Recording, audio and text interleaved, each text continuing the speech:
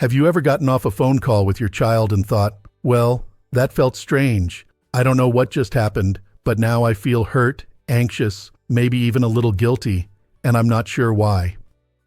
You're not alone. For many parents, especially those of us in our 60s, 70s, or beyond, the phone used to be a bridge, something that connected us to our loved ones. A simple ring, a warm voice, a shared laugh. But for some, especially when dealing with emotionally controlling adult children, that phone line starts feeling more like a trap.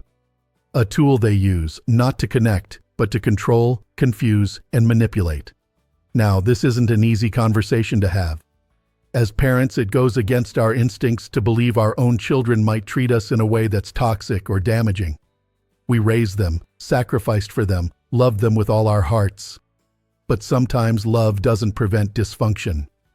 And recognizing toxic patterns, especially when they show up in something as simple as a phone call, can be the key to protecting your emotional peace.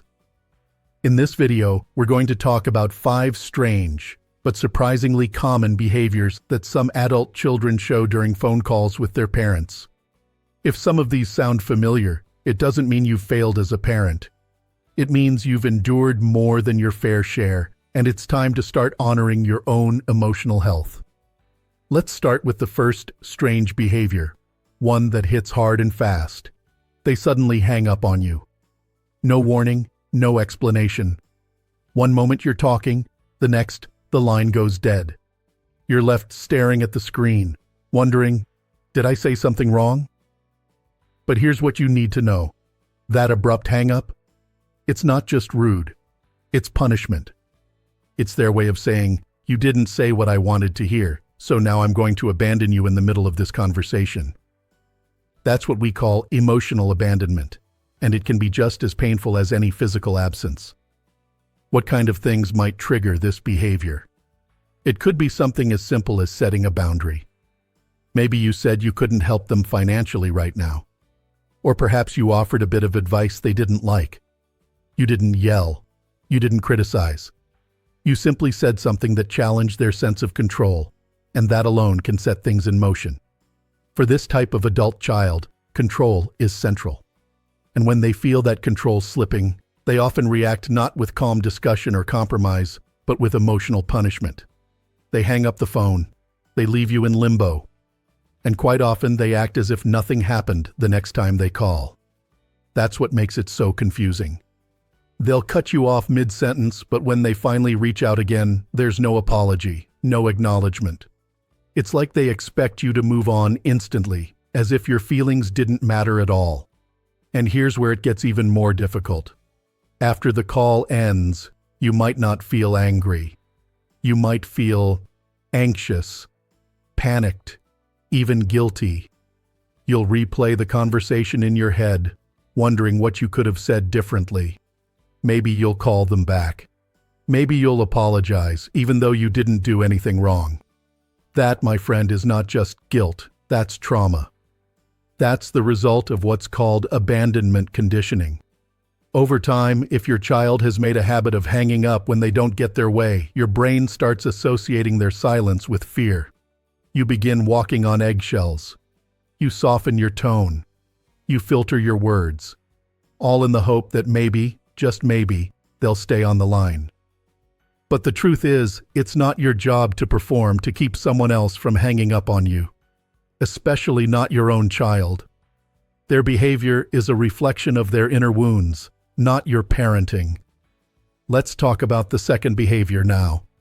It's more subtle, but just as damaging. It's what I call deliberate indifference. When your child ignores you during the call, even when they're technically on the line. Have you ever been talking, really sharing something from the heart, and you suddenly hear music in the background? Or they're chatting with someone else? Maybe they're scrolling through videos or eating or doing something clearly distracting while you're pouring your heart out. It feels like you're talking to a wall. Or worse, talking to someone who's actively choosing not to care. That kind of cold detachment can be deeply hurtful, especially when it's your own child. It sends the message, what you're saying doesn't matter to me, you don't matter right now.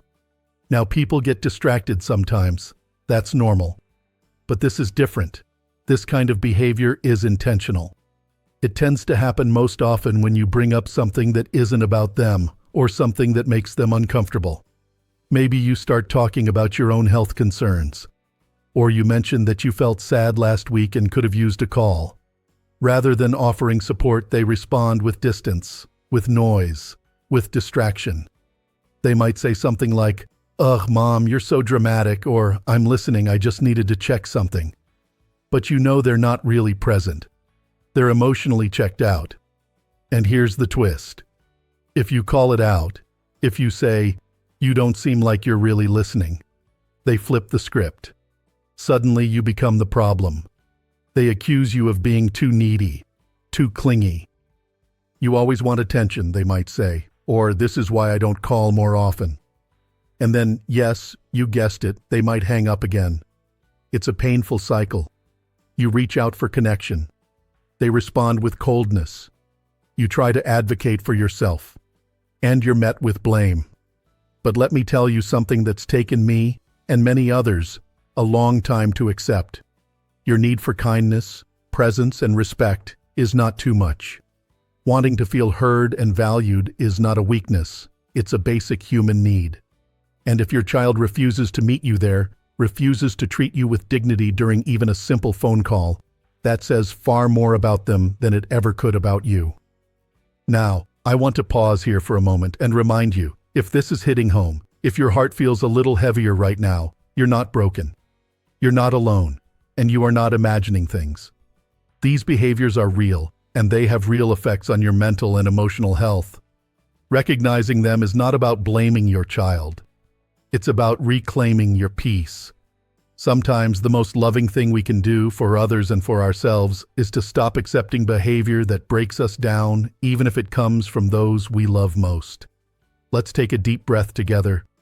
You've made it this far in the conversation, and that shows real courage, real strength. And there's more to uncover ahead. You know, it's one thing to feel dismissed or ignored on a phone call, but it's another experience entirely when your child shows up in a call like a ghost. That might sound strange at first, but let me explain. Have you ever been on the phone with someone, maybe a sibling or even your grandchild, and out of nowhere your adult child suddenly chimes in from the background? Maybe you didn't expect them to be there. Maybe you had specifically asked not to speak to them right now, or maybe there was tension the last time you talked, and you were hoping for some space. And then, bam, they pop in. A quick hello, or a sarcastic comment. Sometimes they don't say anything at all, but you can feel their presence. And just like that, your body tenses, your heart races. The whole energy of the call shifts. That's not a coincidence. That's not an accident. That is intentional. Some adult children, especially those who display more overt or aggressive patterns, often seem to take satisfaction in making you uncomfortable. They enjoy that small power move, appearing when you least expect it, forcing you to engage, and then disappearing again. It becomes a psychological game. The unspoken message is, I still control the space. I can still show up anytime I want. This ghost-like behavior can feel especially painful for those of us who have worked hard to set boundaries. Maybe you've said, I don't want to speak with you unless we can have a respectful conversation. Maybe you've created a bit of distance, trying to focus on your own healing. But they don't honor that. Instead, they hover. They sneak in through someone else's call. Or worse, they grab the phone and start talking at you like nothing ever happened. What makes it so damaging is that it steals your sense of safety. The phone, a tool that should bring peace, becomes a place of fear and unpredictability. You're constantly on edge, wondering if they'll show up. And when they do, even their voice can trigger an old wound. That's trauma reactivation, plain and simple. And it's not your fault if your body reacts. It doesn't mean you're weak. It means you've been through more than most people understand. In some cases, they don't even need to speak to affect you. Just the sound of them in the background, a door slam, a cough, a whisper. They know exactly what makes you flinch. And that's the part that hurts the most. It's not that they don't know what they're doing. It's that they do, and they keep doing it anyway. If you've ever felt like your child enjoys keeping you in a state of discomfort, as if they thrive on unpredictability, that's not paranoia. That's part of a controlling dynamic. It's power through chaos. It's forcing you to participate in a relationship on their terms, not yours. And here's the thing. You are allowed to protect yourself from that. You are allowed to say, no more surprise appearances. You are allowed to hang up. You are allowed to end the call if the environment isn't safe, even if your heart still loves the child behind that behavior. Love doesn't mean allowing yourself to be harmed. Love can coexist with boundaries. Now let's talk about the fourth strange behavior, one that often disguises itself as connection, but is really anything but. The never-ending monologue. Your child calls you, and from the moment you say hello, they're off and running. They talk and talk and talk about themselves, their problems, their stress, their frustrations. The volume rises. The intensity builds. And somewhere in the back of your mind, you're thinking, when do I get a turn? The truth is, you don't. Not with someone who is deeply self-absorbed and control-driven. These calls aren't conversations. They're performances. You're not there to connect. You're there to provide validation, attention, and emotional fuel. You could be dealing with something serious, maybe a recent doctor's visit, or a fall, or the loss of a friend, but the moment you try to bring it up, they either brush it off or quickly shift the topic back to themselves. Maybe they interrupt. Maybe they say, "Oh, you think that's bad? Let me tell you what happened to me." And just like that, your needs vanish from the conversation. This isn't just selfishness. It goes deeper than that. Some adult children live inside what you might think of as an emotional bubble. In their world, everything revolves around their feelings, their fears, their frustrations. And everyone else, including their own parents, is expected to revolve around that bubble. Now, what makes this behavior particularly painful is that it creates an illusion of closeness. You're on the phone. They're talking. It feels like connection. But when you hang up, you realize you didn't share anything. You didn't feel seen. You didn't feel loved. You were simply there, holding space, filling silence, absorbing their emotions. And here's where the guilt creeps in. You think, well, at least they called. At least they talked to me. That must mean they care. But connection without reciprocity is not connection. A conversation without compassion is not kindness. You deserve more than being a sounding board for someone who refuses to hear you. If your child treats every phone call as a stage for their drama, if you find yourself dreading the moment they call because you know it will leave you drained, pay attention to that feeling. It's your intuition trying to protect you. So what can you do? You can start by naming the dynamic for what it is. You can remind yourself, this isn't a healthy conversation. This is a one-way street, and I don't have to stay on it. You can practice gentle but firm boundaries, like saying, I only have 10 minutes to talk today, or I'd love to hear about that, but I'd also like to share something too. And if those boundaries aren't respected, you're allowed to end the call. You are not required to sit through emotional exhaustion just to prove you're a good parent. You've spent a lifetime loving your child. That love doesn't have to come at the expense of your peace. And speaking of peace, sometimes the most disturbing behavior doesn't come from what they say, but from when they say it. And speaking of peace, sometimes the most disturbing behavior doesn't come from what they say, but from when they say it. Have you ever noticed that your child only seems to call or text when you're busiest? Maybe you're in the middle of a doctor's appointment. Maybe you're at church. Maybe it's your weekly card game with friends, or you're finally sitting down to rest after a long day. And suddenly, your phone won't stop buzzing. One missed call, then another, then a string of text messages, all demanding your attention right now. It's like they have a radar for the exact moments when you're unavailable, and they use it.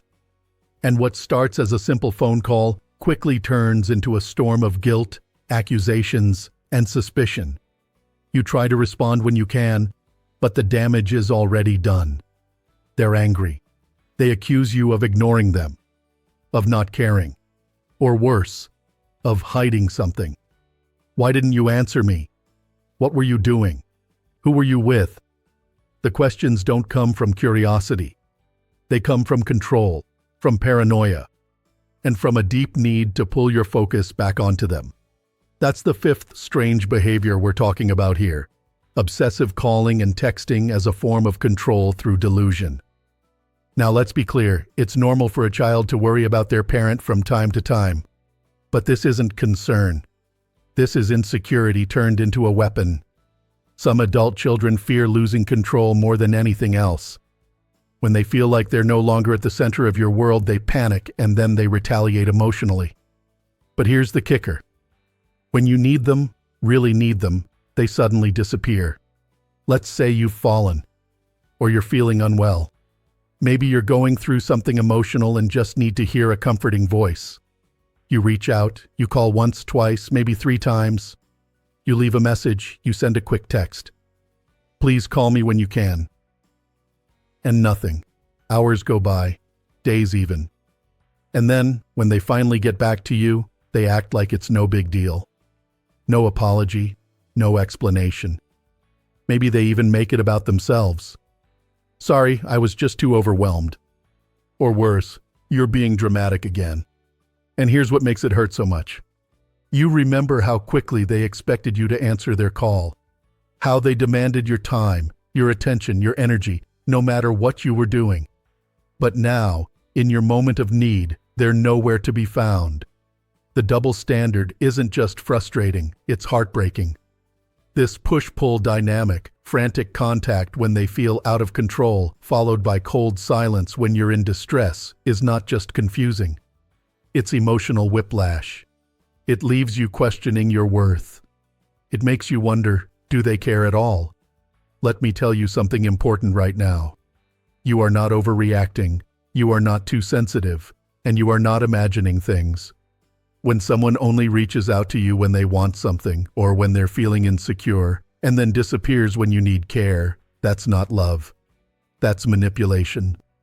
And even when it comes from your own child, it's okay to acknowledge the harm it causes. You may be thinking, but they're my baby. I raised them. I changed their diapers, sat through their school plays, helped them through every heartbreak. How can they treat me this way now? And those memories, those years of love and devotion, they're real. But so is the pain you feel now. Sometimes the hardest part of recognizing harmful patterns in your adult child is that they don't match the image you still carry of them. You remember their first steps, their laughter, the way they used to cling to your leg when they were scared. But what you're facing now isn't that same child. You're dealing with an adult who makes choices that affect your well-being, your peace of mind, and your dignity. It's okay to hold both truths at once. To love your child deeply and still say, this behavior is not acceptable. It's okay to want a relationship and still protect yourself from emotional harm. So what can you do? The first step is awareness, and that's exactly what you're doing right now. By watching this, by reflecting on your experience, by allowing yourself to admit, something doesn't feel right here. You're taking back your power. You're no longer pretending. You're no longer brushing it off. You're facing it. And from there, you can begin to build boundaries that honor your needs, not just theirs. Maybe that means limiting calls to certain times of the day. Maybe it means letting calls go to voicemail if you're not in the headspace to handle them. Maybe it means saying no without explanation and letting that be enough. You don't have to answer every text. You don't have to justify yourself for needing rest or silence or space. You don't have to perform. You get to be a whole person, not just a parent on call. And if that boundary creates distance, if your child pulls away or lashes out, that's hard. I won't sugarcoat it. But you're not doing this to punish them. You're doing it to protect the part of you that's been dismissed for far too long. You matter too. And here's the beautiful part. When you reclaim your voice, when you say, I deserve to be treated with kindness. You're not just healing yourself, you're showing others, especially the next generation, what self-respect looks like. So let's take a moment to breathe, to honor the truth you've faced today. 5 strange behaviors that don't feel so strange anymore. Not when you understand what's really behind them. Not when you've seen how they affect your peace, your confidence, and your heart. Sudden hang-ups meant to punish. Cold indifference that shuts you out. Ghost-like appearances that stir up old fears. Endless monologues that erase your voice. And obsessive, controlling calls that demand your presence, but deny you care. It's a lot to carry, but you've already taken the first step just by acknowledging it. And that deserves to be recognized. You are not alone in this, and you don't have to suffer in silence. Whether you've just started noticing these behaviors or you've been living with them for years, it's never too late to choose peace. You've spent your life showing up for others. Now, it's your turn. I want to thank you for being here, for your strength, for your honesty. If this message spoke to you, if it helped you name something you've felt but couldn't explain, I'd love for you to share your thoughts in the comments below. You never know who else you might help by sharing your experience. And if you found this video helpful, give it a like and subscribe to Strong Elderly Life for more guidance, healing, and support. This is your space, a space where your voice matters, your well-being matters. Here's to living your best life, on your terms, at any age. You deserve that.